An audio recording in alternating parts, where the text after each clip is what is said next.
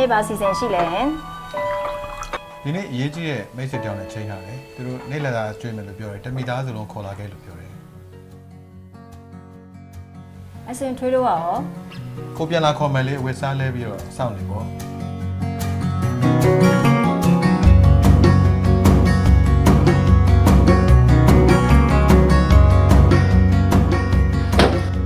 ဖေကတခြားဖေလို့မဟုတ်ဘူးနော်မမေကိုချစ်ရလား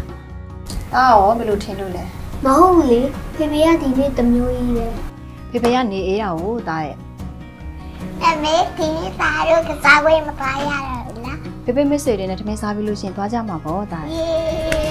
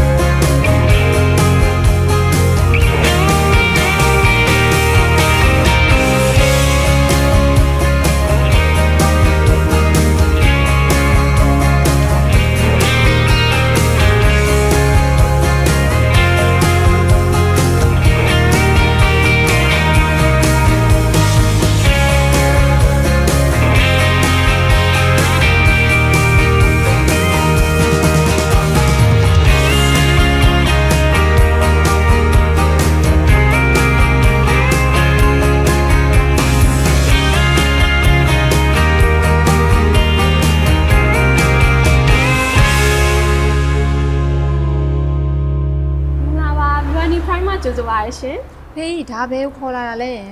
ဩနောက်တော့သိပါလိမ့်မယ်မိမညာ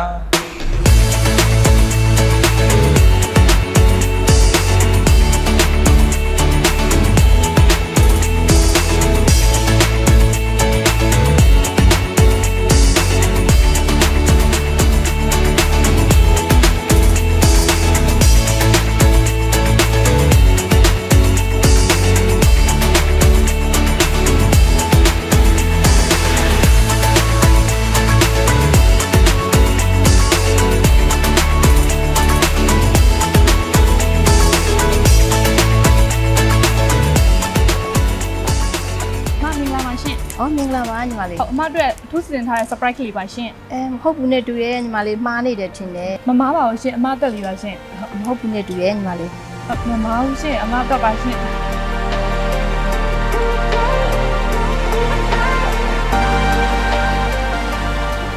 ဒီမှာနေရမ်းကြိုက်တဲ့ကားလေးမင်းတော့ဝတ်တာပြီ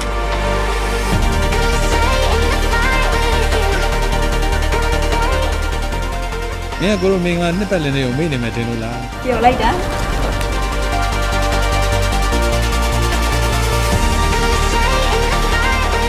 မင်္ဂလာပါ ငါပါကိုလက်ဆောင်လေးပါကို ကျေးဇူးတင်ပါတယ် ကျေးဇူးပါဗျ